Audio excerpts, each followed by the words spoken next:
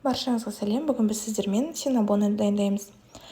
Ол үшін ең алдымен жылы сүтке дрожжи және қантты салып жақсылап араластырып тындырып қойып қоямыз. Шамамен 10 минуттай тұру қажет. Барлық ингредиенттердің құрамы мен мөлшері описаниеда жазылған. 10 минуттан кейін үстіне ұнымызды және ерітілген сары майды және бір жұмыртқамызды жарып, қолмен нанды илейміз.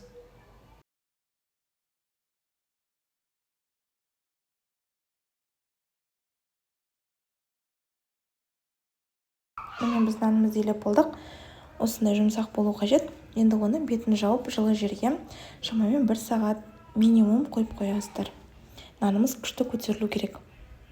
Менде нан 1 сағаттай тұрды. Міне нан 2 есе болып көтерілген, жақсы болып. Енді бұны ақырын қолмен алып, ұн шаша отырып, жақсылап жұқалатып жайып шығамыз.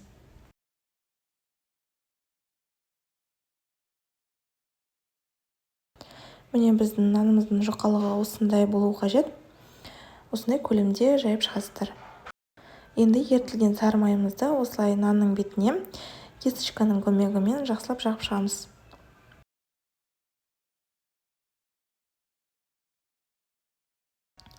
Енді мына жерде менде корица мен қант. Корицаны өздеріңіздің ұнатқандарыңызға байланысты мөлшерін қолдансаңыздар болады.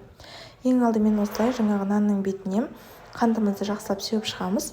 Одан кейін тура солай корицаны да сеуіп шығасыздар. Біздің видеоларымызды, келесі рецепттерімізді жіберіп алмас үшін біздің каналға тіркелуді ұмытпаңыздар. Енді барлығын сеуіп болғаннан кейін бұны жақсылап осы видеода көрсетілгендей орап шығасыздар.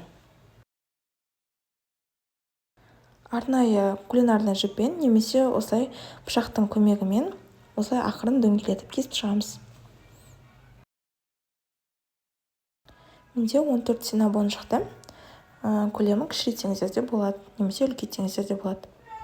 Енді оны противенге осылай пергамент қағазын сала отырып, пешке пісіріп аламыз. 200 градуста беті қызарғанша пісіріп аласыздар. Ол дайын болғанша енді біз бетіне жағатын помадкасын дайындаймыз. Ол үшін бізге творожный сыр, сахарный пудра, ерітілген май және ванилин қажет. Осылай барлығын біріктіре отырып, блендердің немесе миксердің көмегімен қалауларыңызша араластырамыз жақсылап. Міне біздің помадкамыз осындай дайын болды. Өте дәмді әрі тәтті болады. Ванилинді де қалауларыңызша қосасыздар, немесе қоспаларыңызға да болады. Міне біздің синнабондарымыздың беті қызарып, жаңа ғана пештен шықты. Енді үстіне ыстықтай күйінде осылай помадканы жақсылап жағып шығасыздар.